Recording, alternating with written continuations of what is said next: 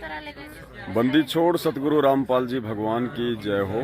परमपिता परमेश्वर सारी सृष्टि के रचनहार, कुल मालिक, असंख्य ब्रह्मांडों के रचयिता, जगत गुरु संत श्रोमणी सतगुरु रामपाल जी परमेश्वर के चरण कमल में यहाँ जयपुर में लाइव साध संगति में उपस्थित सभी भक्तात्माओं का कोटि कोटि दंडवत प्रणाम। और आप सभी लाइव देख रहे देश विदेश के भाई बहनों को हम सभी जयपुर समागम में उपस्थित भाई बहनों की तरफ से सत्साई।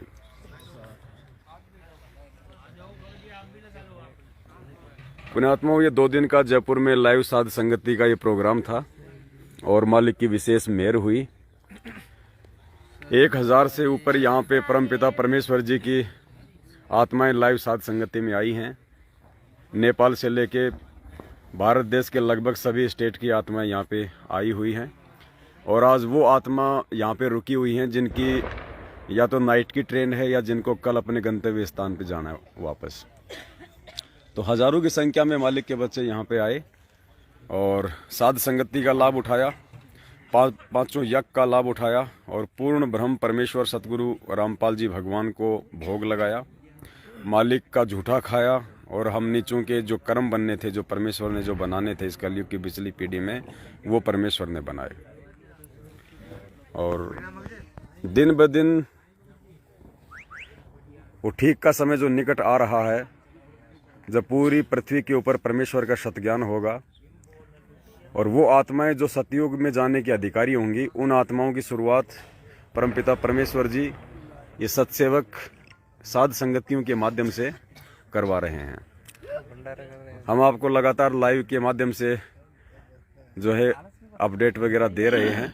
जितनी हमारी कोशिश होती है, जितना हम कर सकते हैं, थोड़े से बिजी शेड्यूल में टाइम निकाल के हम लाइव भी आते हैं, आप लोगों को सारी जानकारियां भी देते हैं। और कितनी तेजी से भगत समाज जागृत हो रहा है, शायद आप लोगों को जो घरों में बैठे हुए हैं अभी तक शायद कौन सा डर आपको सताया जा रहा है जो आप अपने घरों से बाहर नहीं निकल रहे सच का साथ देने के लिए। तो अभी यहाँ पे पूरी नाइट अगर परमपिता परमेश्वर ने दया की तो 4-5 घंटे लगभग यहाँ पे साध संगति चलेगी। और जो भी शंका होती है किसी भी भगत भाई बहन को, कोई छोटी छोटी बात जो उनके समझ में नहीं आती है, जो परमेश्वर के सत्संग होते हैं जिनके अंदर बहुत गहरा सार छुपा होता है, उन आत्माओं को नहीं समझ में आ पाता है, लेकिन उनको अंदर ही अंदर से वो बातें उनको कोसती रहती हैं कि भाई गुरुजी ऐसा क्यों बोल रहे हैं, आखिर ऐसा इसमें क्या है, मुझे समझ में क्यों नहीं आ रहा। तो एक दूसरे भाई बहनों को निमित्त बना के, जैसे टीचर स्कूल में पढ़ाता है और पढ़ाने के बाद 1 घंटे का जो पीरियड होता है लास्ट का, वो बच्चों को ही सौंप दिया जाता है कि आपस में तुम डिस्कस करो, जो टीचर के द्वारा जो पढ़ाया गया है तुम उसके ऊपर थोड़ा रिवीजन करो, अगर किसी को समझ में नहीं आया तुम्हारे भाई बहनों को तो उनको समझाओ। पुण्यात्माओं, ठीक ये स्थिति इस आध्यात्मिक मार्ग में है। आज परमपिता परमेश्वर के हम सभी जो बच्चे हैं हम उनके भगत हैं, उनके शिष्य और शिष्या हैं। हम सब साध संगति का भरपूर फ़ायदा उठा रहे हैं और परमेश्वर ने जो हमारा ज्ञान योग जो मजबूत करना था उसकी ये प्रोसीजर कंटिन्यूटी में है। नेपाल के भी हमारे भाई बहन जो हैं अभी यहीं पे हैं। ये देखिए हमारे भगत जी हैं। नाम क्या भगत जी आपका? मेरा नाम दयाल है। वैसे मैं नेपाल से बिलोंग करता हूँ, मगर मैं नेपाल से नहीं हूँ। मैं इंडिया पंजाब में रहता हूँ, मगर मैं दुबई में जॉब करता हूँ। दुबई में जॉब करते हैं। मैंने ऐसे ही यूट्यूब में ऐसे ही सत्संग सुनते सुनते मुझे ऐसी प्रेरणा हुई कि नाम लेते हैं करके। तो ऐसे पीली पट्टी चल रही थी, तो उसमें तो ना पीली पट्टी चल रही थी, तो मैंने उसी पट्टी से नंबर उठा के मैंने कॉल किया। तो मैंने बोला कि भगत जी मैं नाम लेना चाहता हूँ। तो उन्होंने बोला कि कहाँ से बोल रहे हो? उन्होंने बोला कहाँ से बोल रहे हो? मैंने बोला भगत जी मैं दुबई से बोल रहा हूँ। तो उन्होंने मुझे दुबई का नंबर दिया।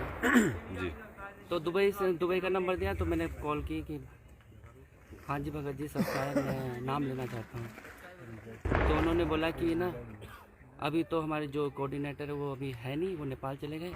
मैं आपको एक इंडिया का नंबर देता हूँ, क्योंकि वो यहाँ का उनका नाम अनु देवी है। तो वो अनु देवी कहाँ से है? कौन अनु ये देवी? जोधपुर से है ये। जोधपुर से अनु देवी। अच्छा जी। तो ये देखते हैं दुबई का पूरा जो विदेश में जितने भी भाई बहन जो नाम लेते हैं तो उनके हाथ में है इनका। मतलब दुबई का जो बिजनेस है सतलोक आश्रम मैनेजमेंट हरियाणा का, वो जोधपुर की अनु देवी हैंडल करती है। अच्छा अच्छा। तो फिर मैंने उनका नंबर लिया तो उनको मैंने कॉल किया। जी। तो कॉल तो ऐसे करते नहीं क्योंकि कॉल महंगा पड़ता है। तो फिर मैंने व्हाट्सअप कॉल किया। तो मैंने उनको एक मैसेज किया कि ना मैं दुबई से हूँ तो मैं नाम लेना चाहता हूँ। तो उन्होंने बोला कि ना कि हमारा दुबई में भी नंबर है, उनसे आपने बात नहीं की? तो मैंने बोला कि हाँ बात तो की, मगर ना वो तो बाहर नेपाल गए हुए हैं। तो उन्होंने बोला कि ना आपका नंबर दिया। तो उन्होंने बोला ठीक है मैं आपको नाम देती हूँ, मगर हमें आपको नियम का पालन करना पड़ेगा। मैं ठीक है कर लेंगे नियम का पालन। तो एक मैं आपको ना PDF सेंड करती हूँ तो आप उनको पढ़ लीजिएगा। मैं ठीक है। उन्होंने फिर PDF सेंड कर दिया। तो फिर है ना मैंने पढ़ा। तो उन्होंने बोला कि ना ये पढ़ने के बाद आप मुझे मैसेज करना, तब मैं आपको बताऊंगी, आप वीडियो कॉल करेंगे, मैं उसके जरिए मैं आपको नाम दूँगा। मैं ठीक है जी। तो फिर मैंने PDF खोला तो उसमें सबसे पहले तो वही लिखा हुआ था कि ना दारू का। पहले तो मैं दारू बहुत वगैरह पीता था, दारू मीट वगैरह ये सब। तो मैंने सोचा कि चल ये हेडिंग बाद में पढ़ेंगे, नीचे की पढ़ लेते हैं। फिर नीचे और लिखी हुई थी जैसे आन उपासना नहीं करनी, वो तो मैं करता नहीं था। ना त्योहार वगैरह नहीं मनाना, वो भी मैं मनाता नहीं था। कि ना जैसे बाकी सब मुझे अच्छी लगी। फिर मैंने सोचा चलो गुरुजी का ज्ञान तो बढ़िया है, चलो ले ही लेते हैं। तो मैंने सोचा चलो ठीक है। फिर मैंने कहा मैं तैयार हो गया। तो फिर मैंने अनु जी को मैसेज भेजा कि मैं तैयार हूँ। तो उन्होंने बोला कि चलो ठीक है। उन्होंने फिर ये बोला कि ना आप सैटरडे को नाम देंगे। मैं ठीक है। तो कितने बजे? तो उन्होंने बोला कि ना आप ना 11 बजे। तो फिर मैंने टाइमिंग सेट की कि यहाँ के जैसे कि 11 बजते हैं तो वहाँ के 9:30 बजते हैं, मतलब 1.5 घंटे का अंतर है। तो फिर ना मैंने कहा ठीक है अब सैटरडे को होगा। फ्राइडे को तो वैसे हमारी वहाँ पे छुट्टी होती है क्योंकि फ्राइडे सैटरडे को हमारे वहाँ पे छुट्टी होता है। तो फिर मैंने क्या किया, उस दिन मैंने फ्राइडे को फटाफट वो जितनी भी पड़ी थी धर्म में आज रज के पी लेते हैं। मैं कहा कल तो हमने छोड़ना ही है नाम लेने का। पिया दबा के दोस्तों को बुला के खाली कर दिया मैंने जितने भी इम्पोर्टेंट पी पा के। गुरु जी का सत्संग सुनता था। फिर मैंने कहा आज मैंने कहा ना शनिवार को तो नाम लेना तो लेना ही है, जो मर्जी हो जाए करके। आज जितनी मर्जी पी ले दयाल, बाद में तो तुझे पीना नहीं है, गुरु जी के शरण में जाना है। फिर सिर पे हो जाएगा सवार काल। तो फिर आया शनिवार को तो मैं पूरा रेडी हो गया। तो फिर मैंने उनको व्हाट्सअप कॉल किया। मैं कहा सच साहब भगत जी अब आप बताइए अब क्या करना पड़ेगा। उन्होंने बोला कि आपके पास मिश्री वगैरह कुछ एक गिलास में पानी का जल ले लो। मैंने ले लिया। कहते मिश्री वगैरह है? मैं कहा मिश्री तो नहीं है, चीनी है। कह रहे चलेगा, ठीक है मैं आपको 15 मिनट में कॉल करती हूँ। मैं कहा ठीक है 15 मिनट में कॉल करना। तो फिर मैं तैयार हो गया, एकदम आराम से बैठ गया। मैंने स्टैंड पूरा तैयार कर मतलब ये मिस्री का जो आपने जिक्र किया ये क्या था? मतलब आप थोड़ा इसका थोड़ा खुल के बताइए। मतलब नाम दीक्षा के समय कुछ ना तो वो बोलते कि नाम देने से पहले हम एक पानी का, उन्होंने बोला था एक पानी का गिलास ले लो और कुछ थोड़े 6-7 मिश्री के दाने ले लो। अच्छा। मैंने बोला मिश्री के दाने तो मेरे पास है नहीं जी। चीनी है। उन्होंने बोला चलो ठीक है चीनी कर लेना। ठीक है चीनी। तो ऐसे उन्होंने फिर बाद में मैंने 15 मिनट बाद फिर मैंने पूरा तैयार होकर पानी पुनी रख के एकदम तो मैंने नाम ले लिया। नाम ले लिया, मुझे समझ में ही नहीं आया क्या नाम मिला करके। तो फिर मैंने भगत जी को कहा कि ये ना मुझे तो नाम समझ में नहीं आया, तो क्या दोबारा मिल सकता है? कहते नहीं, हम आपको एक कार्ड भेजेंगे, उसमें मंत्र वाला कार्ड होगा। वो ठीक है। फिर कार्ड मिल गया मंत्र। तो ऐसी प्रेरणा हुई, मैं डेली के डेली 100-200 मंत्र करने लगा। जहाँ पर इतनी प्रेरणा हुई तो मैं जितने भी मेरे भाई बहन होते हैं मैं सबको बोलने लगा कि भाई ना मैंने तो नाम ले लिया है गुरुजी का, आप भी लो, ये है। मैं सबको सेंड करने लगा। फिर आया मैंने अंदर से एक प्रेरणा ऐसी उठी मेरे कि दान करना करके। एक सेकेंड अब। अच्छा भगत जी, दास यहाँ पे थोड़ा सा आपको रोकना चाहेगा क्योंकि जहाँ जहाँ दास को आपके इंटरव्यू में परमेश्वर के ज्ञान के विरुद्ध जो बातें लगेंगी, दास मतलब साथ साथ में परमेश्वर के आशीर्वाद से उनका समाधान भी करता चलेगा। बिल्कुल बिल्कुल। आपने कहा कि मुझे राजस्थान के स्टेट कोऑर्डिनेटर की जो वाइफ है श्रीमती अनु देवी जी, सूर सागर के जो वहाँ रहती है, कालू जी की बावड़ी। पहले तो टूटा फूटा मकान था, फिलहाल तो उन्हें अच्छी खासी उसको मतलब कोठी के रूप में सेट कर लिया है। गाड़ी वाड़ी हमने देखा है, गाड़ी वाड़ी भी जो है मतलब XUV ले आए हैं, मतलब जो 10-12 लाख रुपए की आती है। तो उन्होंने आपको ऑनलाइन मंत्र दीक्षा दिलवाई। जब आप दुबई में बैठे थे? दुबई में बैठे। ठीक है। आपने बताया कि जब मुझे वो ऑनलाइन नाम दीक्षा देने लगे उस समय उन्होंने मुझे कहा कि एक गिलास के अंदर थोड़ा सा पानी ले लीजिएगा, जल ले लेना। जल ले लीजिए, उसमें 2-4 मिश्री के या चीनी के दाने डाल लीजिएगा। डालने भी वो बोला हाथ में भी रख सकते हो। अच्छा अच्छा अच्छा अच्छा मिश्री के दाने थे नहीं तो चीनी ले ली। अच्छा। तो देखिए, सबसे पहले तो हम आपको ये बताना चाहेंगे कि ये जो प्रोसीजर है ये प्रोसीजर बिल्कुल रॉन्ग है, क्योंकि जब किसी को प्रथम बार ये नाम दीक्षा दी जाती है परमपिता परमेश्वर सतगुरु रामपाल जी भगवान जी के द्वारा, तो परमेश्वर उस आत्मा को अमृत जल देते हैं। वो अमृत जल जो खुद वो परमपिता परमेश्वर सतगुरु रामपाल जी भगवान एक सादा जल को अपने वचन शक्ति से मंत्रित करते हैं, जिससे उस आत्मा के बहुत सारे विकार समाप्त होते हैं और नाम से जुड़ने की उस आत्मा में एक प्रेरणा होती है, वो गुप्त प्रेरणा, वरना ये काल भगवान इस नाम से आत्मा को इतना जल्दी नहीं जुड़ने देता है। तो वो जो प्रोसीजर है वो प्रोसीजर क्या है वास्तव में, उसके लिए आपको परमपिता परमेश्वर सतगुरु रामपाल जी भगवान का एक छोटा सा ये सत्संग हम आपको सुनाते हैं, जिसमें हमारे पूज्य गुरुदेव जी स्वयं कह रहे हैं कि जब ये दास किसी को मंत्र दीक्षा देता है तो एक साधारण जो वो जल होता है, दास उसको एक वचन से मंत्रित करता है। तो पहले आप सुनिए परमपिता परमेश्वर जी के मुख कमल से।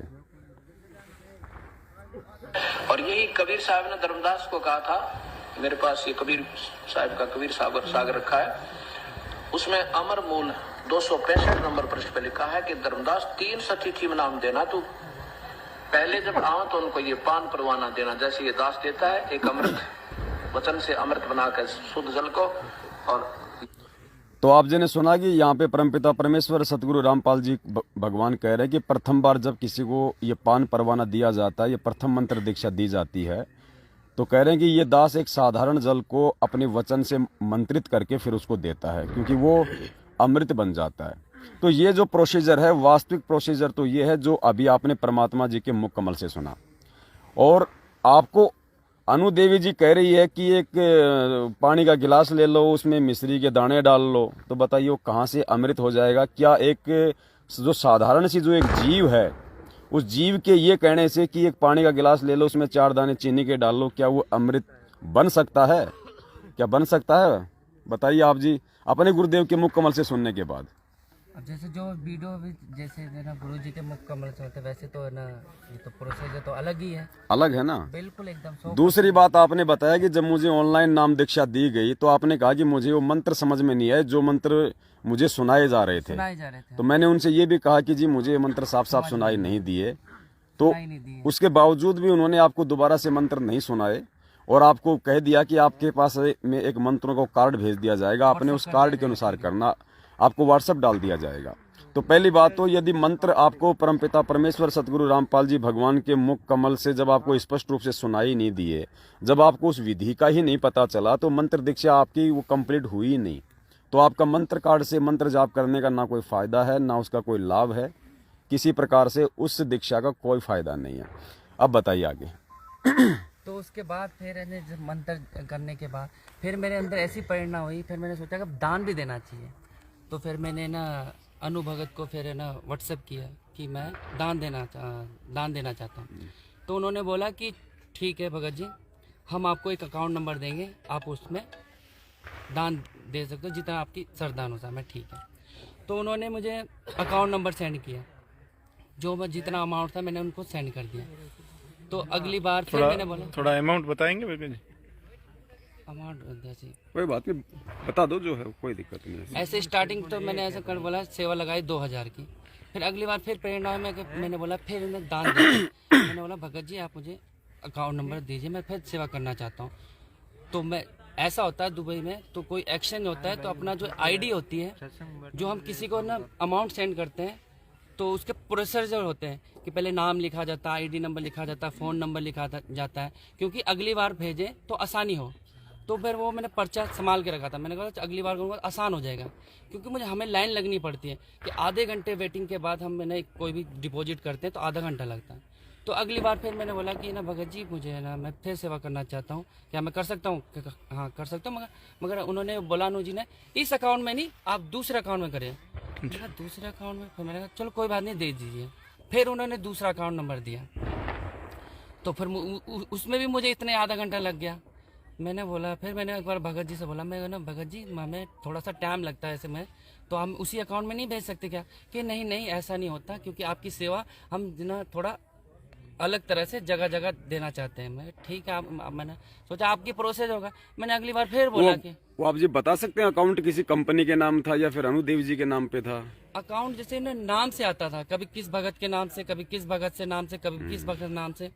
जब ऐसे मुझे प्रोसेस जब होता रहा तो फिर मुझे थोड़ी सी हल्की सी थोड़ी शंका होने लगी। तो मुझे ऐसा प्रेरणा होने लगी, मैं दान सही जगह दे रहा हूँ या नहीं दे रहा हूँ करके मुझे अंदर ये होने लगा। फिर मैंने यही थोड़ा सा स्टॉप कर दिया। मैं चलो ठीक है और बसते। फिर उनके फिर है ना सत्संग आने लगे। फिर अच्छा, यहाँ पे दास आपसे ये पूछना चाहेगा कि आपने उनको 2 बार पैसा भेजा वहां से दुबई से? 3-4 बार भेजा, मगर अलग अलग अकाउंट। अच्छा, 3-4 बार आपने उनको पैसा भेजा। अब देखिए यहाँ पे दान के नाम पे भी आपको ठग लिया गया। कैसे?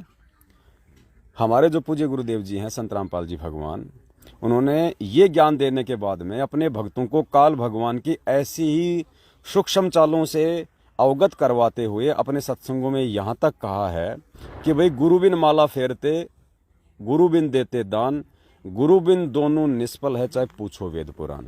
फिर परमात्मा कहते हैं कि गुरु बिन दान पुण्य जो कर ही मिथ्या होय कभू न फल ही। अर्थात यदि आप अपने गुरुदेव जी के आदेश के बिना या फिर अपने गुरुदेव जी को प्रत्यक्ष दान दिए बिना यदि आप किसी अन्य व्यक्ति को दान देते हैं तो वो दान आपका इस कबीर परमेश्वर की सतभक्ति में वो निष्फल जाएगा। आपको उस दान का लाभ के बजाय नुकसान उठाना पड़ेगा। जबकि इससे बढ़ के हमारे पूज्य गुरुदेव जी ने यहाँ तक बोल दिया है कि जब भी आप अपने 10वें अंश का या दान का पैसा दो तो गुरुदेव ने कहा कि अपने गुरु को भी सोच समझ के पैसा देना चाहिए कि आपका गुरु उस पैसे का सदुपयोग करेगा या उसका दुरुपयोग करेगा, वो पैसा आपका गुरु कहाँ लगाएगा। मतलब अपने गुरु के हाथों में दान देते समय भी आपको इतनी सावधानी की आवश्यकता है। पहले आप परमपिता परमेश्वर सतगुरु रामपाल जी भगवान जी के मुख कमल से आप सुनिए उनका ये अनमोल सत्संग। कहते 10वां अंश गुरु को दीजिए, बस जीवन जन्म सफल कर लीजिए। अपनी कमाई का 10वां हिस्सा गुरु को दीजिए। प्रथम गुरु पहचान दे, गुरु कहाँ लगाता है, किस ढंग से प्रयोग करता है, कहीं खराब तो नहीं करता। तो जब उसको 10वां वंश गुरु को दीजिए। गुरुमुख प्राणी कोई ना दीजिए, हृदय नाम सदा रस पीजिए। तो उम्मीद करता हूँ आप जी को ये भी समझ में आ गया होगा और आज आपको इस बात का आभास भी हो रहा होगा कि वास्तव में ज्ञान की इतनी समझ ना होने के चलते मुझे शुरुआत में सतलोक आश्रम मैनेजमेंट हरियाणा से राजस्थान की जो मुखिया है, जो देश विदेश में ऑनलाइन नाम दीक्षा दिलवाती है, जोधपुर की मिस अनु देवी, जिसको हम राजस्थानी भगत जिसको मतलब की गोगल माता भी कहते हैं। आगे चलिए। तो भगत जी फिर उन्होंने बोला कि हम आपको ग्रुप से जोड़ते हैं। तो उन्होंने मुझे एक ग्रुप से जोड़ दिया, दुबई वाले के ग्रुप से।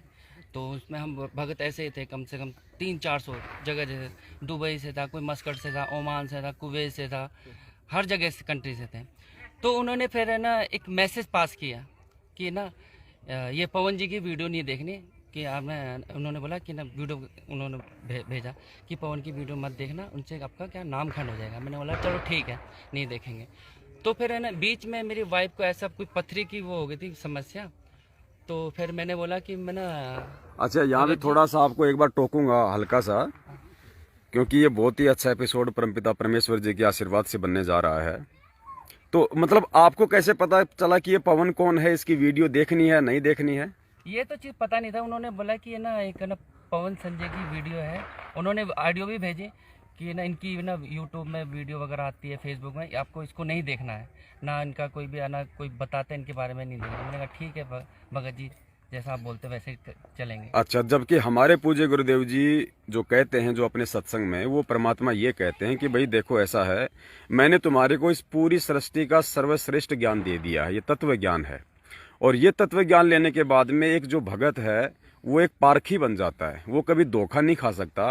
ब्रह्मा विष्णु महेश भी मेरे भगत को आके वो ठग नहीं सकते, अपनी सूक्ष्म चाल में नहीं फंसा सकते। ठीक है, क्योंकि परमेश्वर कहते हैं कहे कबीर सोई जन मेरा जो नीर खीर का करे निबेरा। तो अब देखिए हमारे पूज्य गुरुदेव जी जो हैं वो कह रहे हैं कि यदि कोई भगत है, आपका वो गुरु भाई है या कोई और है, यदि आपको अच्छी अच्छी बातें बताता है, यदि आपको अपने गुरुदेव के सत्संग आधार से कोई नई जानकारी देता है, तो गुरुदेव कहते हैं कि उसकी बातों को अवश्य सुनना चाहिए और उसके द्वारा सुनाई गई बातों पे आपको अमल करना चाहिए। लेकिन एज ए गुरु भाई, एज ए गुरु नहीं, गुरु तो पूरी सृष्टि में जो सबका गुरु है, जो जगत गुरु है, केवल परमपिता परमेश्वर सतगुरु रामपाल जी भगवान है।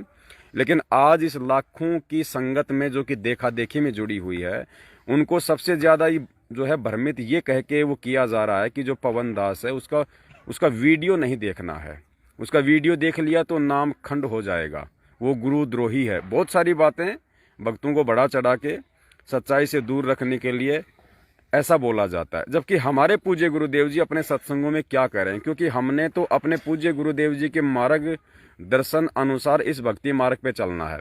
तो गुरुदेव कह रहे हैं कि ऐसे किसी भी भगत भाई की ऑडियो या वीडियो देखने से कोई नामखंड नहीं होता है, कोई मर्यादा भंग नहीं होती है। अगर वो ज्ञान अनुसार सारी बातें बोल रहा है तो आपने जरूर उसकी बातों को सुनना चाहिए। वो उसको साध संगति कहते हैं, उससे ज्ञान में निखार आता है। जो बातें हम गुरुदेव के सत्संगों के ना सुन पाने के अभाव में नहीं जान पाते हैं और हम वो गलतियां कर बैठते हैं, हम वो गलतियां करने से बचते हैं यदि हम भाई बहनों के आपस में यदि हम संगति करते हैं। तो आप देखिए, सबसे पहले परमपिता परमेश्वर सतगुरु रामपाल जी भगवान का ये सत्संग, और उसके बाद उम्मीद करूंगा कि आप जितने भी सुनने वाले भाई बहन हैं, आप जी का जो ये भ्रम है इसका सत्यानाश हो जाएगा कि किसी भी भगत भाई बहन से बात करने से या उसके द्वारा जो वीडियो बनाए जाते हैं, जो ज्ञानवर्धक भी जो होते हैं, उनको देखने से कोई नामखंड नहीं होता है। स्वयं पूज्य गुरुदेव भी हमें इस बात के लिए आदेशित कर रहे हैं। एक एक पॉइंट पे बहुत गहराई सोच रहा है। अब कोई भक्त ज्ञान सुना रहा है, बहुत अच्छी बात है, उसके द्वारा सुने ज्ञान पर अमल करे और उससे कहे भाई मुझे भी गुरुदेव के पास ले चलो, मेरा कल्याण करा। और आपने नाम ले रखा है और फिर कोई चर्चा चलती है, ऐसी कोई बात नहीं, फिर भी सुनो। और कोई पुराना भक्त है वो अच्छी अच्छी बातें बताएगा तो बहुत अच्छी बात है, गदगद हो जाओ कि मेरे गुरुजी ने कितना अच्छा ज्ञान दिया हुआ इस बच्चे को, भाई को, बहन को, और ये सब गुरु जी का ही दिया हुआ ज्ञान है, इसका नहीं है। तो उसमें आपको एज ए भाई यानी गुरु भाई गुरु बहन तो आपकी श्रद्धा हो सकती है, लेकिन अन्य दृष्टिकोण से, क्योंकि हम फिर उस पर इतना आसक्त हो जाते हैं, उसको फिर प्रणाम करने लग जाते हैं, बड़ा अच्छा भगत से। तो ऐसे ये बीमारी हमारे भगत समाज में पड़ी रही और इसका लाभ ये काल उठा गया। अच्छा जी, अब बताइए आगे। तो फिर ऐसा ही हुआ, मेरी ना वाइफ को थोड़ी पथरी हो गई थी, तो फिर मैंने सोचा कि चलो प्रार्थना लगा लेते हैं। तो फिर मैंने अनुज भगत को फिर फ़ोन किया, मैंने बोला कि ना भगत जी ना प्रार्थना लगानी है। कहते किस चीज़ की प्रार्थना लगानी है? मैंने कहा मेरे वाइफ की थोड़ी पथरी हो गई है तो मैं प्रार्थना लगाना चाहता हूँ। तो उन्होंने बोला कि आपकी वाइफ ने नाम लिया है? मैंने कहा नाम तो नहीं लिया है, कि उनको नाम दिलाओ। तो मैंने बोला भगत जी वो तो नाम लेते नहीं है, क्योंकि अभी तो मैंने ही स्टार्ट किया, बाकी तो घर में तो विरोध करते हैं, कोई लेने को तैयार नहीं है। तो मैंने बोला ठीक है भगत जी, मैं एक बार कोशिश कर लेता हूँ। तो फिर मैंने अपनी वाइफ को फ़ोन किया कि भाई ऐसा ऐसा है, तुझे ऐसा ठीक हो जाएगा। कहता भाई कि ना मैं तो ले नहीं सकती भाई, तुम आपको पता ही है ऐसा। मैंने ठीक है, फिर कोई हल निकलता होगा तो फिर मैंने ना अनुज जी को फिर बोला, मैं मना करे, कुछ और है तो कोई आप बताइए। कहते हैं ना उनको नाम दिलाने से ही रोग कटेगा, वैसे कटेगा नहीं। तो फिर मैंने भगत जी को बोला, भगत जी ना एक सत्संग मैंने सुना था जिसमें बोलते हैं कि ना जैसे नाम लेते हैं तो ना 121 पीढ़ी पार हो जाती है, तो आप कहते हो कि ना उनको नाम दिलाना पड़ेगा। अब घर में जो नाम नहीं ले, एक नाम ले रहा बाकी ना ले, उनको ज़बरदस्ती तो हम कर नहीं सकते। कहते नहीं ऐसा नहीं होता, उनको नाम दिलाना पड़ेगा। तो हल्का से फिर मैं तो थोड़ा सा डाउट सा होने लगा, मैं या तो ये थोड़ा अलग सा हो रहा है। तो फिर मैंने एक बार ऐसे ही फिर ऐसे ही विचार करते करते थोड़ा सा टाइम बीतते गया, तो बात आई अब सतनाम की। तो उन्होंने बोला तो 3 महीने के बाद आपको सतनाम लेगा। तो उन्होंने बोला कि जब भी आप इंडिया आओगे तो है ना आपको रोहतक आके एक ना हाजिरी देनी पड़ेगी। तो मैंने बोला ठीक है भगत जी, है ना जब टाइम मिलेगा तो ज़रूर है ना हाजिरी देंगे। तो बीच में फिर ये कोरोना आ गया था, तो फिर इनका एक मैसेज आया कि अब आपको आने की जरूरत नहीं है, हम आपको। अच्छा, यहाँ पे फिर मैं आपको टोकूंगा थोड़ा सा। जैसे कि आपने बताया कि आपकी मिसेज को कुछ प्रॉब्लम थी, और आपने कहा कि भाई मतलब आपने सोचा कि क्यों ना भाई मतलब मैं हाँ उससे मतलब प्रार्थना लगाई जाए ताकि उसको भी कुछ राहत मिले, कुछ लाभ मिले उससे। तो आपने अनु देवी जी को फोन किया होगा। अनु देवी जी ने कहा कि जी उनको तो नाम लेना पड़ेगा, नाम लेने से पहले उनकी प्रार्थना भगवान तक जा नहीं सकती, क्योंकि भगवान तो केवल उन्हीं की सुन पाता है जो नाम ले लेते हैं, उसके बाद तो उनके अंदर मशीन फिट हो जाती है। ठीक है, लेकिन यहाँ पे हमारे भगवान वास्तव में क्या बोल रहे हैं? ऐसे किसी को भी जबरदस्ती बिना ज्ञान समझे नाम दिलवाने के हमारे गुरुदेव हमेशा से विरोध में रहे, क्योंकि ये ज्ञान मार्ग है। ये भक्ति मार्ग पे वही आत्मा सही से टिक के चल सकती है जो पहले साल 6 महीना पूज्य गुरुदेव जी के सत्संग सुनेगी, ज्ञान को आधार बनाएगी, क्या नियम है, क्या मर्यादा है, मैं उनको फॉलो कर पाऊंगा या नहीं कर पाऊंगा, इन सारी बातों की जानकारी जब तक उसे नहीं हो जाती है। और जितनी भी जो भ्रमणाएं हैं, शंकाएं हैं जो उसके मन में इस ज्ञान को सुनने के बाद में, क्योंकि ये ज्ञान ऐसा है आज से पहले ये किसी ने दिया ही नहीं इस सृष्टि में। जब जब ये परमात्मा स्वयं आता है भिन्न भिन्न रूप धारण करके, स्वयं ही अपने द्वारा रची गई सृष्टि की जानकारी देता है। तो ये दुनिया में जो प्रचलित जो लोकवेद का जो होता है ज्ञान, उस आधार से बिल्कुल ये विपरीत होता है। तो इस ज्ञान को जब कोई भी व्यक्ति जब सुनेगा तो बहुत सारी शंकाएं ऑटोमेटिक उसके अंदर पैदा होती चली जाती हैं, जिनका समाधान भी सत्संग सुनते रहने से ही होता है। और जबकि वो कह रही है कि उसको नाम दिला दो बिना ज्ञान सुने, बिना किसी चीज के, जबकि हमारे गुरुदेव क्या बोल रहे हैं, तो हमने इस चीज को बहुत ही गहनता से समझना होगा। अब अगर ऐसे किसी को नाम अगर दिलवाना होता तो आज गुरुजी करोड़ों की भीड़ इकट्ठी कर देते।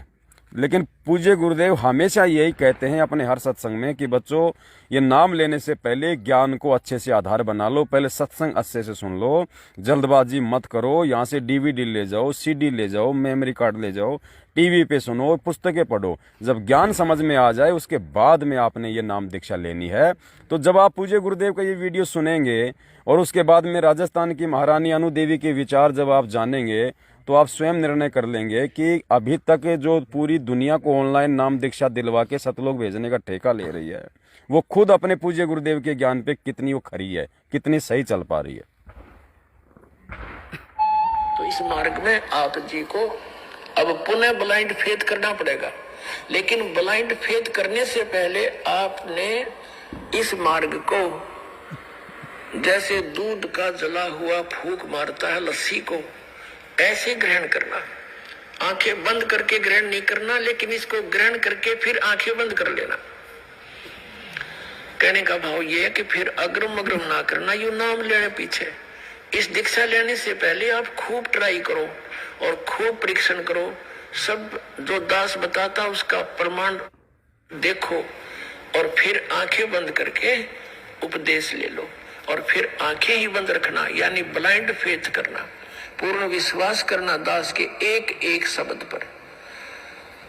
फिर आपकी भक्ति चलेगी।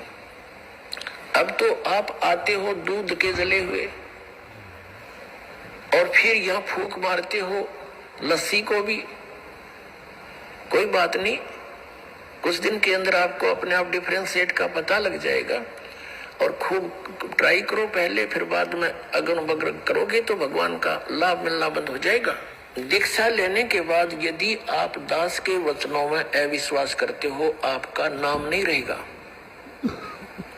कह कबीर सुनो भी साधो, मैं तो हूँ विश्वास में। अब उस परम पिता परमेश्वर परम पूज्य कबीर जी, जो एक जुलाहा जाति में, एक झोपड़ी में रहने वाला, एक धोती लंगोटी में रहने वाला, और उसको भगवान मानना बालकों का खेल है। लेकिन वो परमात्मा है और थे और रहेंगे, क्योंकि हम समझ नहीं सके। अब उसको कोई परमात्मा मान सकता है? जब दास ने प्रारंभ में कहना शुरू किया तो लोग मजाक किया करते थे कि देख यू भी दानक हो गया। अरे भले हुए कृति, हम तो लेट हो गए, दानक कौन में, हमने तो पहले होना चाहिए था जब पता लग जाता था। कहने का भाव ये था कि दानक का अर्थ है कबीर पंथी। उस कबीर पंथ परमात्मा परमेश्वर के द्वारा दिए हुए वे ऑफर से पे उस रास्ते पर चलने वाले तो हमने पहले बन जाना चाहिए था। हमारे दादे परदादों ने बन जाना चाहिए था, भूत बने फिरे नकली संतों और पंथों। इन गुरुओं के शास्त्र विरुद्ध ज्ञान को सुन सुनकर। और दास जो भी ज्ञान आपको सुना रहा है उनके एक पॉइंट को क्लियर करने के लिए 3-3, 4-4 प्रमाण देता है। और पहले आपने जो अज्ञान सुन रखा था उसका कोई सिर पैर नहीं और आपको स्वीकार्य था। अब ये क्यों अग्रम अग्रम इतनी हो रही है आपके माइंड में? काल को ये चिंता बनी रहती है, कहीं ये इस मार्ग पर दृढ़ ना हो जा और इसका बेड़ा पार ना हो जा, तेरे हाथों से ना निकल जा। तो पुण्यात्मा, उपदेश लेने से पहले दास ने बहुत सुविधा उपलब्ध कर रखी है। जिन दिनों में सत्संग होता सत्संग सुन करो। फिर परमात्मा ने दया बख्श रखी है एक पवित्र टीवी चैनल पर, उसने साधना के ऊपर शाम को 8 बजे सत्संग आता है, वहां सुनते रहो। कहने का भाव ये है कि आप जी पहले कति कंसेप्ट क्लियर करो, जब आओ यहाँ पर और नाम लेकर फिर जो सही दृढ़ होकर आते हैं उनको कुछ चंद ही दिनों में परमात्मा के वो चमत्कार शुरू हो जाएंगे। क्योंकि कनेक्शन ले लिया बिजली का, कनेक्शन लेते ही आपके पंखे चलेंगे, सब कुछ ठीक चलेगा। यदि कनेक्शन लूज हो गया, ना पंखा चलेगा ना कोई और सुविधा उस पावर से होगी। जो पावर सत्र का काम है तो पावर से ही होगा। तो इस प्रकार आपका अगर कनेक्शन लूज रह गया, यानी आपका नाम खंडित हो गया, तो मालिक की पावर आपके घर पर या आपकी बॉडी में काम नहीं करेगी। इसके लिए परमात्मा ने बताया है। जी दयाल दास जी, चलिए आगे। तो फिर आया, कहते हैं ना, सतनाम लेने का टाइम। तो बीच में फिर कोरोना काल स्टार्ट हो गया, तो उन्होंने बोला कि आपको ना हाजिरी लगाने की ज़रूरत नहीं है, तो आपको नाम सतनाम मिल जाएगा। तो बीच में मेरा एक बार नाम खंड हो गया था। नाम ऐसा खंड हुआ तो मेरा दोस्त ने बोला कि ना यार कुछ पैसे चाहिए। मैं क्या करेगा? कहते बियर पीनी है। तो उसको मैंने पैसे दे दिए। बाद में मेरे ख्याल आया, तेरे मेरा तो नाम खंड हो गया, अब तो शुद्धिकरण कराना पड़ेगा। तो फिर मैंने अनुज जी को फिर फ़ोन लगाया।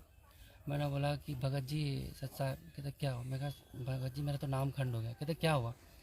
भगत जी ऐसी ऐसी बात होगी, ये ना फ्रेंड था, उसको मैंने पैसे दे दिए बियर देने के लिए, कि आपको देखना चाहिए था कि आपको इतने नियम पड़ा है, इतना देना है होना। मैं भगत जी अब गलती तो हो गई, आप बताओ क्या करना? कि आपको दोबारा से नाम लेना पड़ेगा। मैं ठीक है भगत जी। फिर उन्होंने फिर टाइम फिक्स की, फिर जाके फिर दोबारा फिर ना प्रथम नाम फिर मैंने लिया, फिर अपना नाम शुद्ध कराया।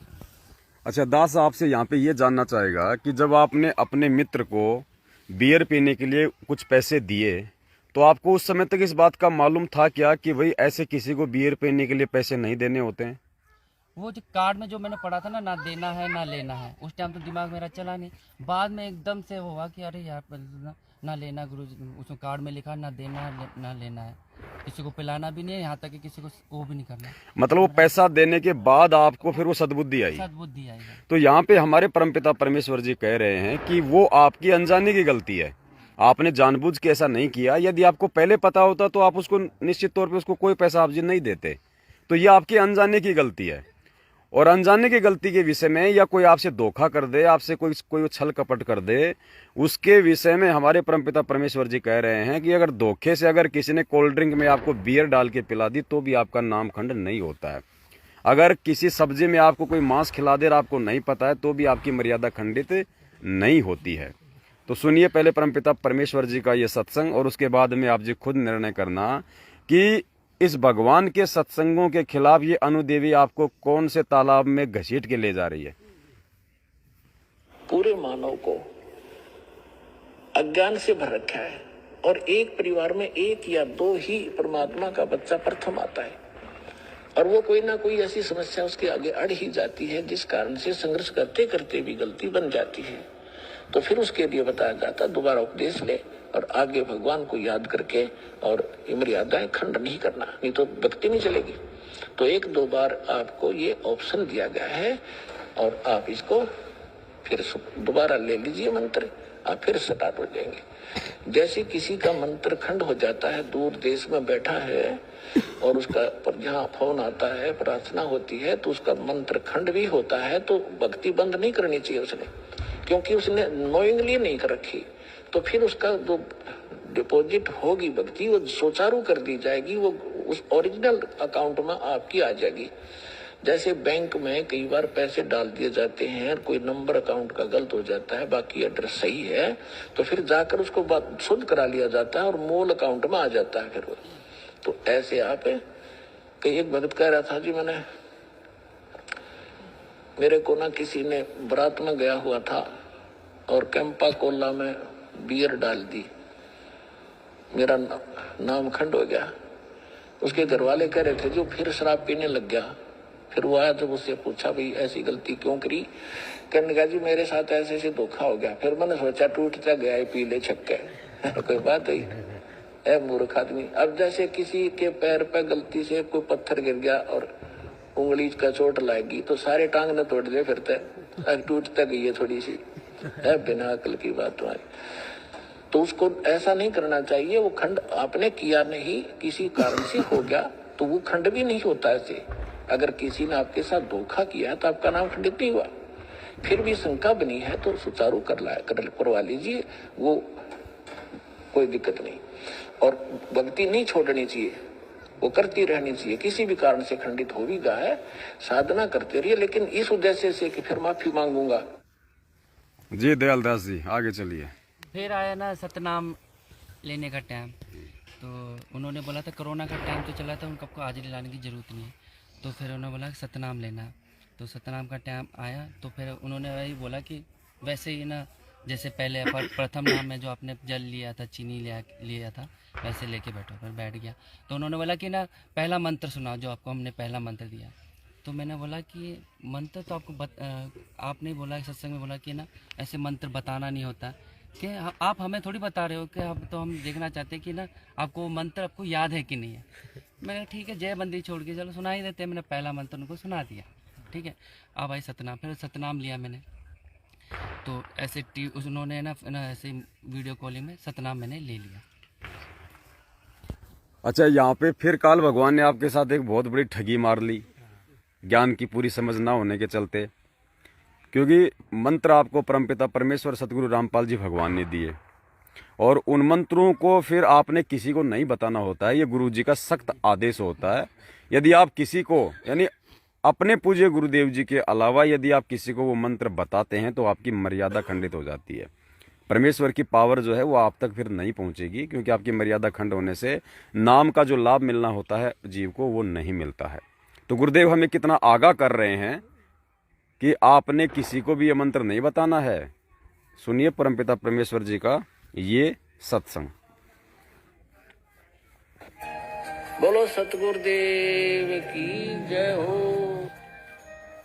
कोई भी भक्ति मार्ग का आपको गाइडलाइन दास देगा, अन्य कोई नहीं दे सकता। आप जी ये भी नहीं कह सकते, किसी कोई पूछता आपसे कि सुवर्ण कैसे करूं मैं दूसरे मंत्र का, सतनाम का, सारनाम का, तो आपने जिक्र करना ही नहीं है किसी के सामने। आप नहीं बता सकते उसको कि ये मंत्र बाहर छोड़िए अंदर ले, नहीं तो आप उसके गुरु हो जाओगे, आपका नाम खंड हो जाएगा। आप उसको ऐसे बता सकते हो कि गुरुजी ने मुझे ऐसे बताया, मैं तो ऐसे सेवन करता हूँ। वो भी सतनाम जिसने ले रखा हो, जिसने ले नहीं रखा उसको नहीं बता सकते।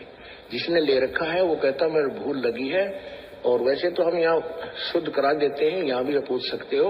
वैसे भी जिसने उपदेश ले रखा है, दूसरे ने भी ले रखा, सतनाम दोनों ने ले रखा है, उसको ये नहीं कह सकते आपके ये पहला मंत्र ऐसे छोड़ दूसरा ऐसे ले, आपका नाम खंड हो जाएगा, क्योंकि आप उसके गुरु बन गए। आप उसको इतना कह सकते हो कि गुरु जी ने हमें ऐसे बताया है, ये मंत्र ऐसे छोड़ना है, ये ऐसे लेना है। वो समझ जाएगा दूसरा कि ऐसा मंत्र। बोलो सतगुरुदेव की जय हो। तो देखिए दयालदास जी, यहाँ पे पूज्य गुरुदेव जी तो कह रहे हैं कि आपने डायरेक्ट किसी को ये नहीं बताना है कि ये मंत्र ये है, ये इस मंत्र का ऐसे जाप करना है, इसको ऐसे छोड़ना है, इसको ऐसे अंदर बाहर लेना है। और वहाँ पे डायरेक्ट आपसे अनुदेव जी पूछ रही है कि वो प्रथम मंत्र सुनाओ, और आपने उनको प्रथम मंत्र, आपने पंथ मंत्र सुना दिया।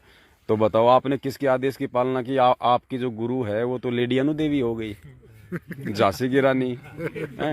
मतलब बहुत सारी जो ठगी है काल ने आपके साथ की, फिर भी आप जी आज तक सेफ हो, आप जी सुरक्षित हो। ये उस परमपिता परमेश्वर की एक विशेष मेहर है। वो परमात्मा ने आपके ऊपर अपनी रजा बख्शी हुई है, क्योंकि आपके भाव, आपकी श्रद्धा अपने पूज्य गुरुदेव जी में थे।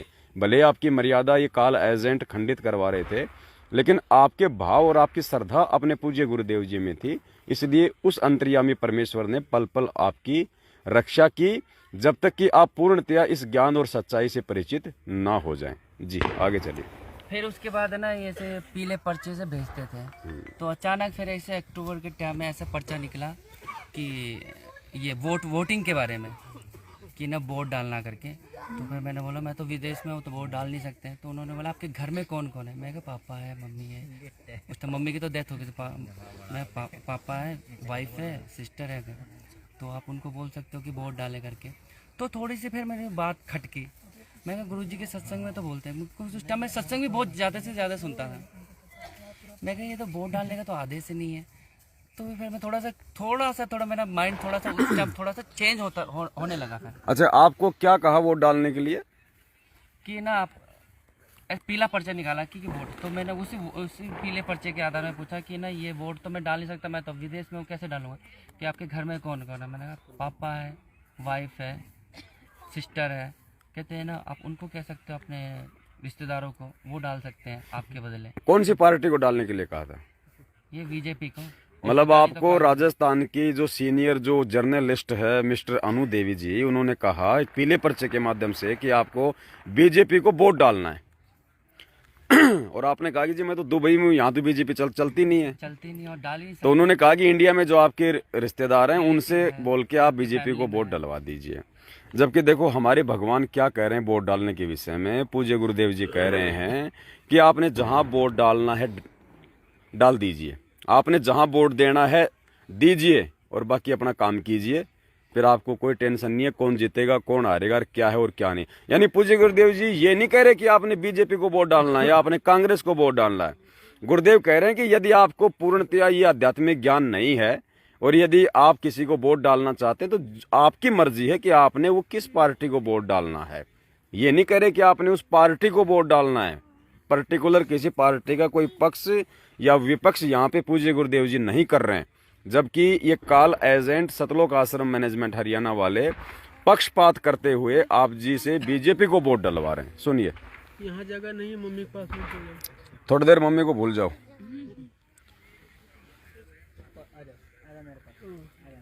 आपने जहां वोट देनी है दीजिए, अपना फैसला करके, बस इतना ही काम है, आज्ञा नहीं इससे बात।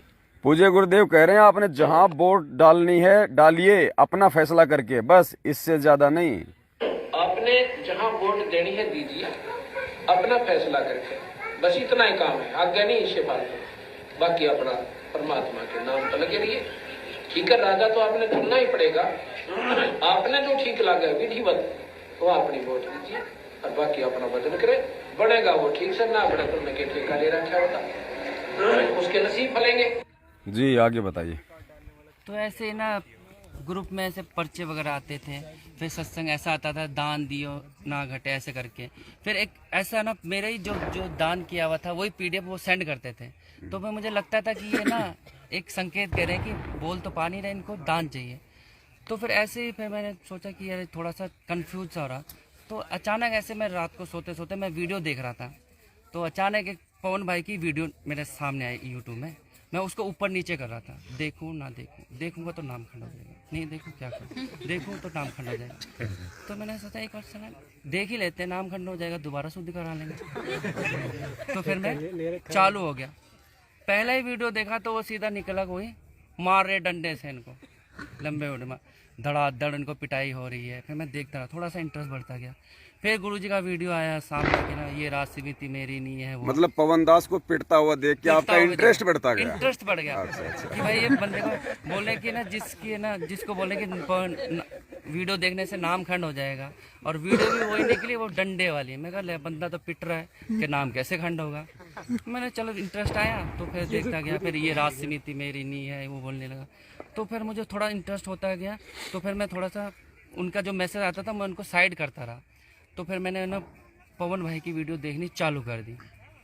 देखते देखते कुछ ऐसे ना शंका के समाधान होते गए, जो कैसे नाम खंड होता है, कैसे ना सुचारू होता है कि ना अपने परमात्मा का नाम लिया है तो ना हम सच्ची भक्ति से जुड़ रहे हैं। जो आपको पता नहीं है तो आपका नाम खंड नहीं होता। जो आप नाम ले रहे हो तो गुरु जी का नाम दिया है, तो नाम कभी खंड नहीं होता, मर्यादा खंड होती है। ऐसे देखते देखते देखते देखते फिर मैं थोड़ा सा दृढ़ बन गया। अब मैंने सोचा कि मैं पूरा देखा, कम से कम मैंने 1-1.5 महीने लग गया। मैंने पूरा वीडियो देखता, मैं छानता था पवन दास की वीडियो, देखता था कहाँ कहाँ मिलेंगे करके, एक ढूंढ के। अब थोड़ा सा मुझे दृढ़ आई, तब मैंने बोला थोड़ा बात करना पड़ेगा भाई अनु देवी से कि एकदम कि क्या चल रहा करके। तो मैंने कॉल किया, जैसे कॉल किया मैंने कहा डायरेक्ट कॉल करते हैं। फिर मैंने थोड़ा सा मैं सोचा कॉल किया, तो फिर यहाँ पे ना किसी ने उसके पता नहीं किसी ने उठाया था। मैंने कहा साहब भगत जी, मैं कहा ना अनु देवी से बात करना कि अनु देवी बताओ क्या है, मैं कुछ शंका का समाधान करना। तो फिर मैं उनसे तर्क वितर्क करने लगा। अच्छा, आपने फिर राजस्थान के स्टेट कोऑर्डिनेटर की धर्म पत्नी अनु देवी को फोन किया, हाँ, ये जानने के लिए कि क्या सच है और क्या गलत है करके। अच्छा, वो दास थोड़ा सा आपको सूचित करना चाहेगा, नेक्स्ट टाइम जब भी आप उन्हें फोन करें तो बहुत सोच समझ के फोन करें। एक मतलब वीडियो चालू रखें या पास में ऐसा कोई सबूत रखें या ऐसा कोई गवाह रखें अपना, ताकि वो आपके ऊपर किसी प्रकार का कोई झूठा इल्जाम ना लगा सके, क्योंकि ये उनकी बेहद पुरानी और घटिया आदत है, वो झूठे इल्जाम बहुत लगाती है।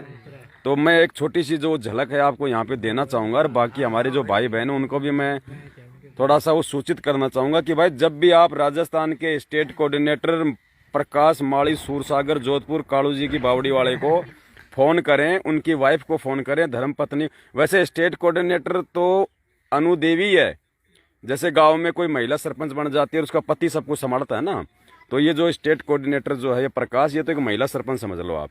सारा काम कार्यभार इसकी जो वाइफ है अनु देवी वो ही संभालती है। तो इसने किस आदमी को इसने किस प्रकार से हैंडल करना है, क्या बोलना है क्या नहीं करना है, सारा सिस्टम वो हैंडल करती है। तो राजस्थान के जयपुर से हमारे एक मुकेश जी थे, भाई थे, उन्होंने कुछ सवाल किए उससे।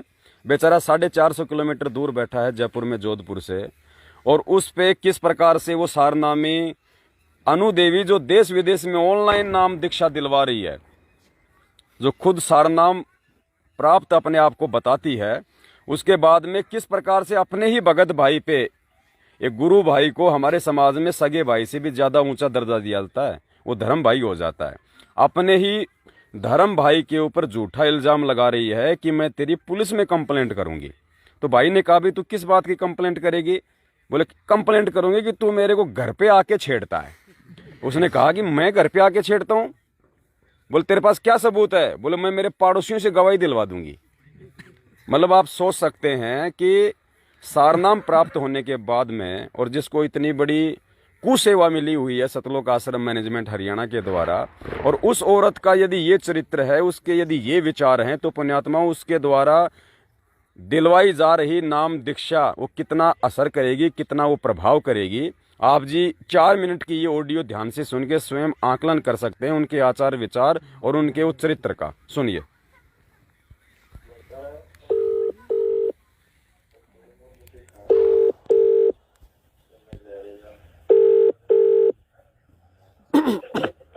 हाँ जी सतसेव जी। हेलो सतसेव। हाँ मुकेश दास बोल रहा हूँ भगत जी। हाँ बोलो।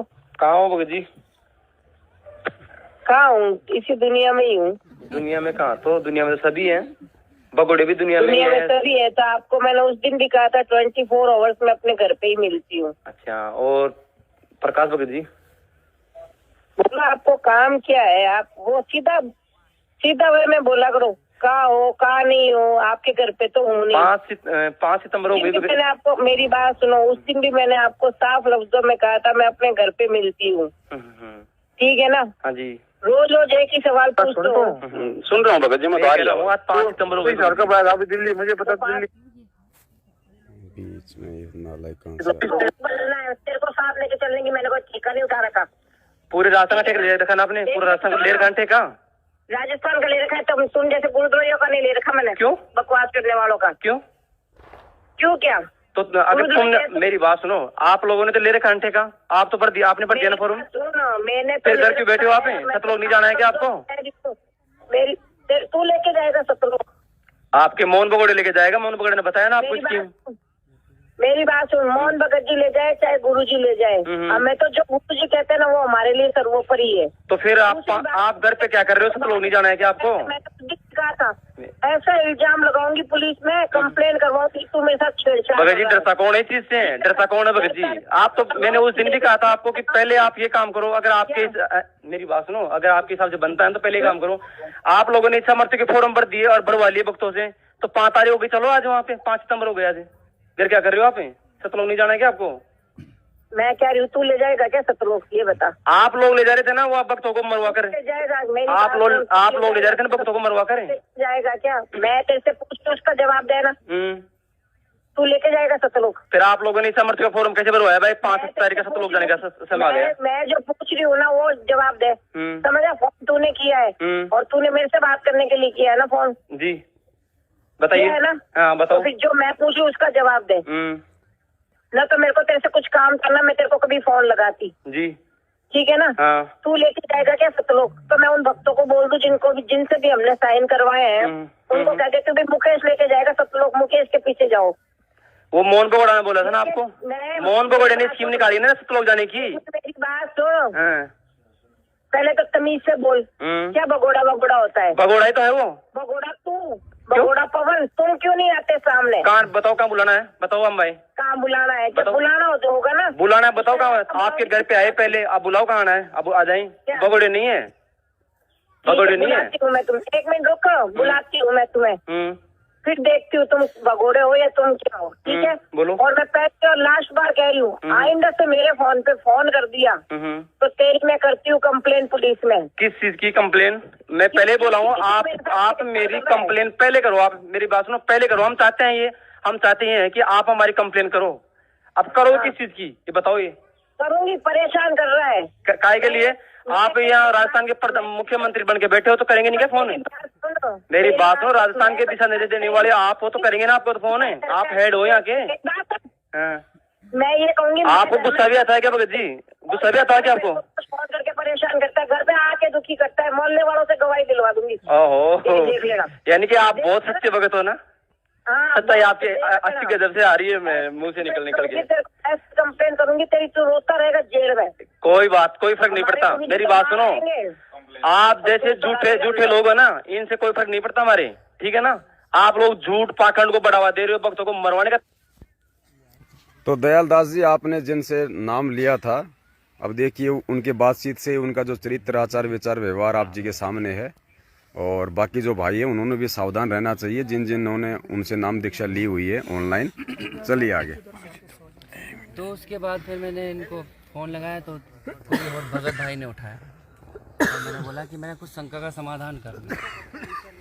तो मैंने बोला भगत जी ना, मेरी कुछ शंका है आपसे, मैं समाधान करना चाहता हूँ। तो उन्होंने बोला बताओ कि क्या शंका है। मैंने बोला कि ना, कि आप बोलते हो कि ना पवन गुरुद्रोही है। मैं तो कई तरह से ना गुरुद्रोही नहीं लगता है। कि ना आपने वीडियो देख ली उसकी? मैंने कहा हाँ वीडियो देख ली। हाँ, मैंने भगत जी पहले मेरी बात तो सुना, आपने वीडियो को बताया गया था कि ना वीडियो नहीं देखने करके। मैंने कहा अब तो मैंने वीडियो देख लिया, मुझे पता भी चल गया सच्चाई का। मैं गुरुद्रोही की पहचान बताइए क्या होता है। उन्होंने बोला कि गुरुद्रोही की पहचान ये होती है जो गुरु के ना, जो ना गुरु का ना, गुरु की आज्ञा नहीं मानता, जो गुरु के आदेश नहीं मानता। मैंने बोला भगत जी ऐसे तो होता ही नहीं है, गुरु की पहचान तो अलग बनाई है, क्योंकि हम गुरु जी की निंदा करें या गुरु जी के बारे में गलत बोलें उसको गुरुद्रोही बोलते हैं करके। तो भगत जी आप ना, तो उन्होंने फिर फ़ोन काट दिया। फिर मेरे से रहा नहीं गया, फिर मैंने दोबारा फिर फ़ोन लगाया।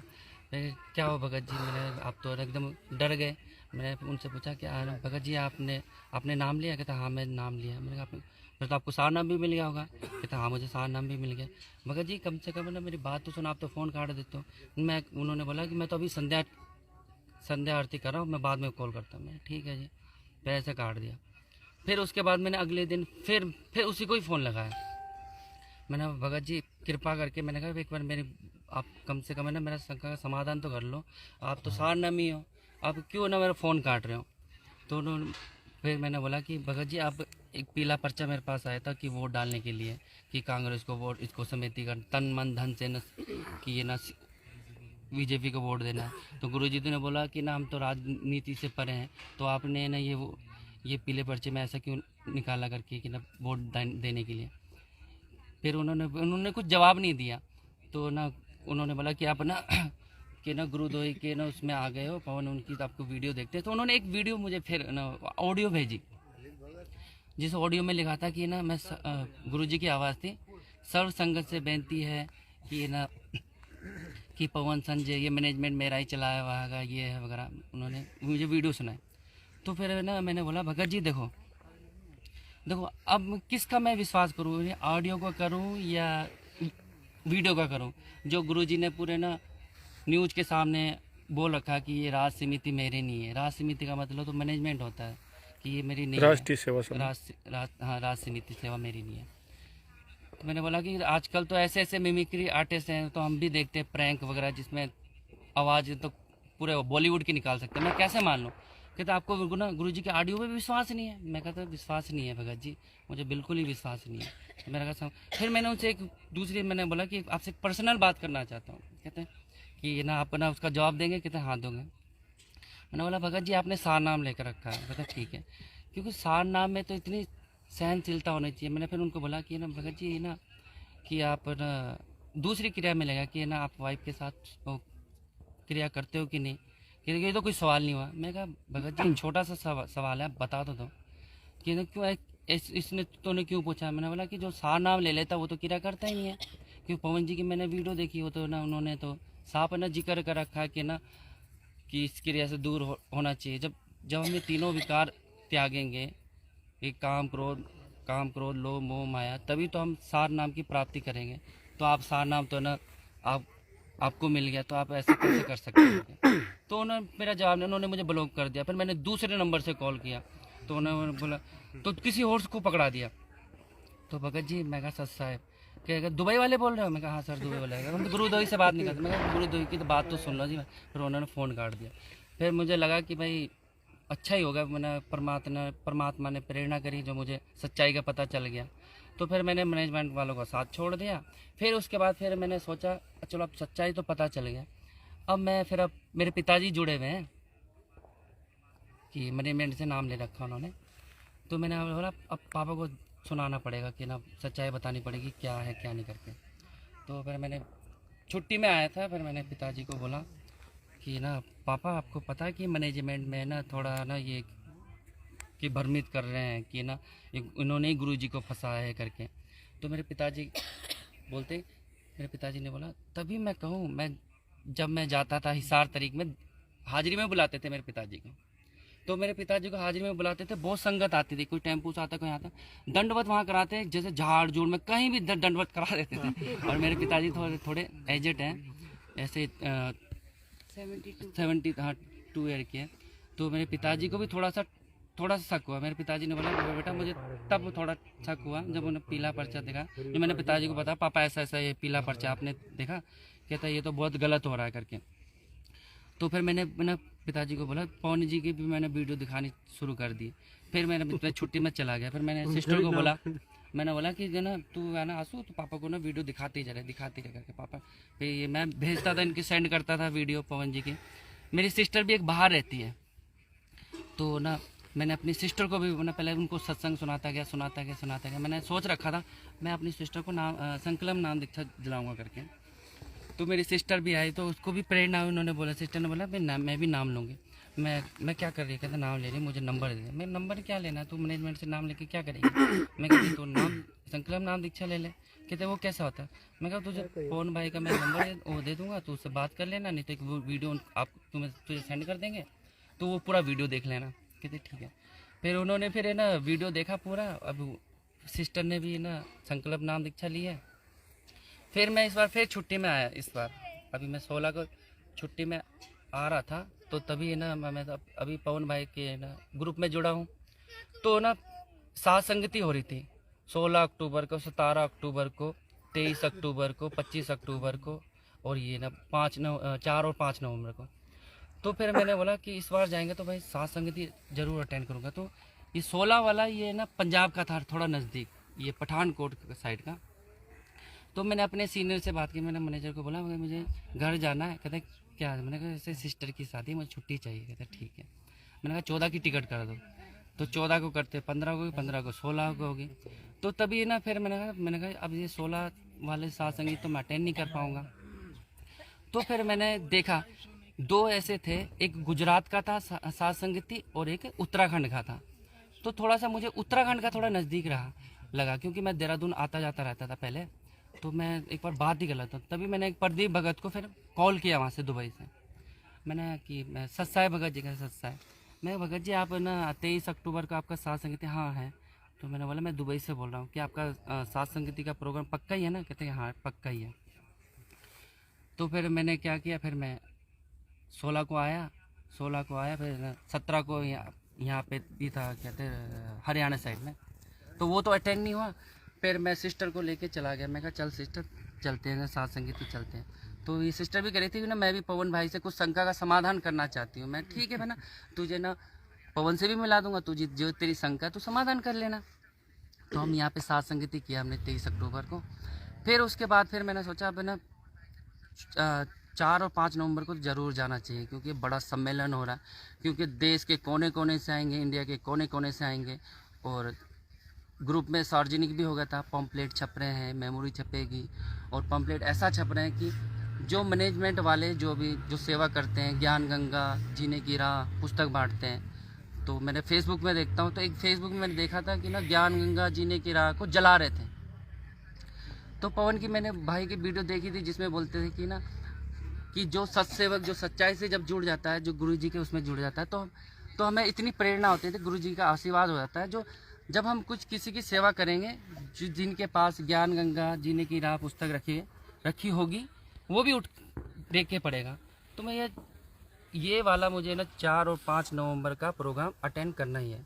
तो मैंने सोचा जाऊंगा, थोड़ा सा जो पम्पलेट है उसको लेके आऊँगा, थोड़ा सेवा करूँगा। मैं दुबई में अपने भाई लोगों को दूंगा, मगर ऐसे व्यक्ति को दूंगा जो अपने मुझे प्रेरणा होगी कि हाँ भाई इसको देना चाहिए, ताकि ये पढ़ेगा और समझेगा और कुछ विचार करेगा। और ऐसे वैसे को तो मैं पम्पलेट बांट नहीं सकता। अब ऐसे वैसे को मैंने बांट दिया, उसने उठाया, देखा, फेंक दिया, ऐसे गुरुजी का अनादर होगा। मैं सोचा कि अपने जो प्रेरणा होगी उसी भक्त भाई को दूंगा। तो आज मैं आपके सामने आज जयपुर में हूँ। आज 5 नवंबर है, तो कल को मेरी टिकट है, और 12 नवंबर को फिर दोबारा मेरा रिटर्न दुबई की टिकट है। तो अब आपके सामने ही है। अब तो मुझे सच्चाई का पता चल गया कि क्या है। अब मैंने तो नीर खीर का निवेरा भी कर लिया है, और मैंने वकील भी बन चुका, क्योंकि वकील तो दोनों पक्ष की सुनता है। तो मैंने दोनों पक्षों की सुना, मैनेजमेंट की भी और पवन भाई की भी। अब मुझे पवन भाई का इसलिए अच्छा लगा क्योंकि इन्होंने सच्चाई बताई है कि गुरु कोई भी ऐसा ना अपने तरफ से नहीं बताया कि कोई भी ऐसा है। उन्होंने सत्संग के गुरु जी के एक प्रमाण दिए हैं कि ये देखो गुरु जी क्या कह रहे हैं, ये देखो गुरु जी क्या बोल रहे हैं। मैं अपने मुंह से नहीं कह रहा हूँ, कि गुरु जी के इतना उन्होंने प्रमाण दिए। तो अभी थोड़ा सा हमें भी लगा कि हाँ भाई ये सच का मार्ग है, इसमें तो कोई मैं हो नहीं सकता।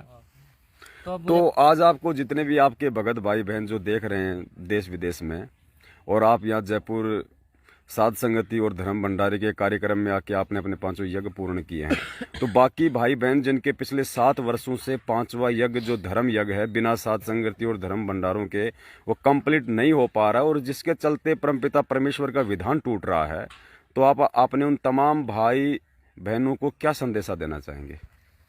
मैं तो भाई बहनों से यही कहना चाहूँगा, देखो एक वकील होता है, वो भी दोनों पक्षों का सुनता है, क्योंकि कभी भी जो वकील होता है एक तरफ का नहीं सुनता, क्योंकि दोनों पक्ष का जब सुनते हैं क्या सच है क्या गलत है। कम से कम हमें एक वकील बनना चाहिए। कम से कम आप देख तो लो कि पवन भाई क्या कहना चाहते हैं, कि मैनेजमेंट क्या कहना चाहती है। और जो मैनेजमेंट पीले पर्चों पे पर्चों निकालते जाती है और बोलती है कि गुरु जी का आदेश है। और भाई बहनों, अब जो जैसे ऑडियो आपको तो पता ही है, आजकल तो कोई भी ना फर्जी मिमिक्री आर्टिस्ट ऐसे हैं जो ना बॉलीवुड शाहरुख खान के, सलमान खान के, मोदी के कैसे आवाज़ निकाल देते हैं। कम से कम हमें ये देखना चाहिए, ऑडियो को भी सुनो और वीडियो को भी देखो। जब गुरुजी ने बोल दिया पूरे ना वर्ल्ड में, पूरे न्यूज़ के सामने बोल दिया, ये राज समिति मेरी नहीं है, ये राज समिति मेरी नहीं है। राज समिति का मतलब तो मैनेजमेंट ही होता है। अब आपको ये देखना चाहिए, आपको नीर खीर का निवेरा करना चाहिए, क्या सच है क्या गलत है। कम से कम एक बार आप वीडियो जरूर देखें, आप ना सच्चाई को जानने की कोशिश करें। आप ये ना सोचें कि नाम खंड हो जाएगा। जो आपको ऐसा डर लगता है, मेरी तरह एक बार नाम शुद्ध करा लेना। जैसे मैं पहले अपना नाम शुद्ध कराता था, नाम शुद्ध हो जाता है, मैनेजमेंट में आपका नाम शुद्ध हो जाता है, नाम शुद्ध कर देंगे। कम से कम एक बार मेरी प्रार्थना आपसे, अपना छोटा भाई बड़ा भाई जैसा भी आप मुझे मानते हो, एक बार वीडियो देखने का प्रयास जरूर करें। भाई बहनों एक बार जरूर देखें, पवन भाई का जरूर देखें। देखो हमेशा मैनेजमेंट से बात करते हैं, बार बार वो संजय का बीच में लगाते हैं। हमें पता है संजय गुरुद्रोही है। पहले संजय पवन भाई के साथ जुड़ा था, अभी उनको 2-3 साल हो गए, अब उन्होंने वो खुद ही गुरु बन गए। 56 भोग लगा रहे हैं, खा रहे हैं, आशीर्वाद दे रहे हैं।